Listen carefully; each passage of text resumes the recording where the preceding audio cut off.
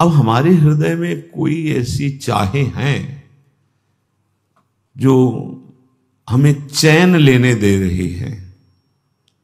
अगर ये चैन नष्ट हो जाए तो बात बन जाए। कोई भी भोग विलासिता ये चार प्रभाव डालती। भगवान कह रहे हैं इनकी सत्ता नहीं, दुखालयम अशाश्वतम। देखो उल्टी बुद्धि हुई। जो अशाश्वत भगवान कह रहे हैं कि ये है, तो हमें क्या लगने लगता है ये सत्य है। देखो संसार में यही हो रहा है, ये सत्य है। दूसरा क्या, रमणीय, बहुत भोगने में सुख मिलता है, बहुत, मतलब अब इसके भोगे बिना हम रह नहीं सकते। और तीसरा चरम अवस्था का सुख यही है, भगवान भी अगर हो तो प्रसन्न हो तो यही हमें दे दे। और चौथा आसक्ति, प्रबल आसक्ति, प्रबल आसक्ति। मर सकते हैं पर इससे दूर नहीं रह सकते, ऐसे भोग प्रबल हो जाते हैं। तो उपासक को परम सुंदर, परम सुखदायक, नित्य सच्चिदानंद में प्रभु से प्रेम करना है।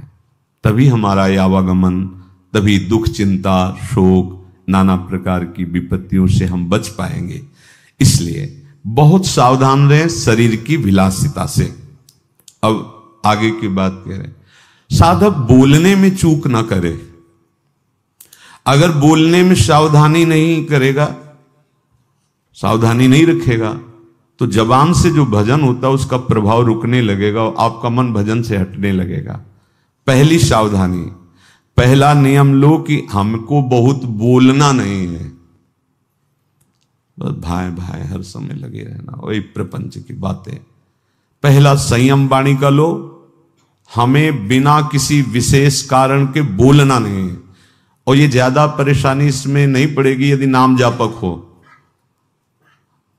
अब एक बार बताया था पीछे कि अब सबको अलग अलग अनुभव होते हैं ना, अलग अलग भजन का। जैसे अपने गुरुदेव भगवान ने बताया था संन्यास मार्ग में कि निरंतर मंत्राकार वृत्ति करने के लिए ये जिह्वा का अग्रभाग, तालू और दांत के सब जहां जोड़ है वहां, जैसे ऐसे, मतलब वो तो अंदर का विषय है ना, नीचे की तरफ होगा तो विषय चिंतन होगा पक्का। आप देखना जब विषय चिंतन हो रहा होगा तो जिह्वा का अग्रभाग नीचे के दांतों की तरफ होगा और ये मुद्रा आ जाती है। कोई चतुर सुजान हो कि प्रशंसा ही केवल हो, उसके उदाहरण में किसी की निंदा ना होने पावे, तो वो प्रशंसा निर्दोष मानी जाएगी। वाणी को बहुत संभाल के साधक, बहुत संभाल के। तो पहली बात तो है कि हमें अधिक बोलना नहीं। दूसरी बात यह है कि अगर हम कहीं बोले तो कभी किसी की किसी भी प्रकार से निंदा नहीं होनी चाहिए।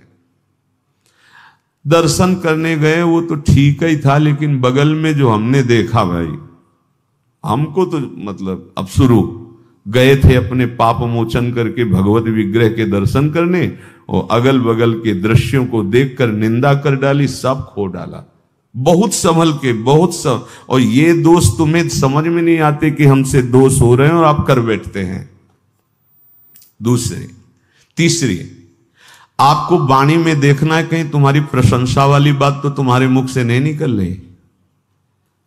कहीं आप बात कर रहे हो, कहीं अहंकार की गुदगुदी हो रही है और आप अपनी प्रशंसा मार रहे हो, ऐसा तो कोई विषय नहीं। अगर है तो तुम्हारी साधना में घातक हो जाएगा। जैसे दूसरे की निंदा करना घातक हो जाता है, अपनी प्रशंसा करना घातक हो जाता है। चौथी, देखो वाणी में कहीं किसी का अहित तो नहीं निकल रहा कि तुम किसी को ऐसी प्रेरणा दे रहे हो कि दूसरे का अमंगल और अहित हो जाए। देखो वाणी में कहीं तुम झूठ कपट का शब्द तो उच्चारण नहीं कर रहे हो। बस ये 5 बातें अपने जीवन में देख ले। हमें व्यर्थ चर्चा नहीं करनी, वाणी बोलनी है। प्रशंसा भले किसी की कर दो, निंदा होने ना पावे। अपनी प्रशंसा अपने मुख से कभी ना करें। दूसरे का किसी भी तरह से अहित करने वाली षड्यंत्र वाली वाणी ना बोले। कभी झूठ का आश्रय न ले, व्यर्थ चर्चा ना करें। जब उपासक का हृदय अपने आराध्य देव के चिंतन में ही केवल रहता है, तब ये व्याकुलता आती है। एक क्षण के लिए भी उसके मन में अन्य कोई चाह उत्पन्न होती ही नहीं है। अभी लक्ष्य नहीं बना प्यारे, सच्ची मानना, लक्ष्य नहीं बन पाया, इसलिए ये बात नहीं आ रही। नहीं, इसमें साधन प्रधान नहीं है। ये यह गुण साधन ते नहीं होई, तुम्हारी कृपा पाओ कोई कोई। कोई कोई में अपने लोग हैं। अनंत ब्रह्मांडों में इतने जीव हैं, उन जीवों में कितने मनुष्य हैं, मनुष्यों में कितने सतमार्ग में चलते हैं, सतमार्ग में कितने प्रेम मार्ग में चलते हैं, ऐसे विरले गिने जाएं। अपने सब उन्हीं विरलों में हैं। श्री धाम में आ गए हो, श्री जी के चरण का आश्रय लिया है। अब हमारे हृदय में कोई ऐसी चाहे हैं जो हमें चैन लेने दे रही है। अगर ये चैन नष्ट हो जाए तो बात बन जाए। कहीं हम चैन ले रहे हैं, नहीं तो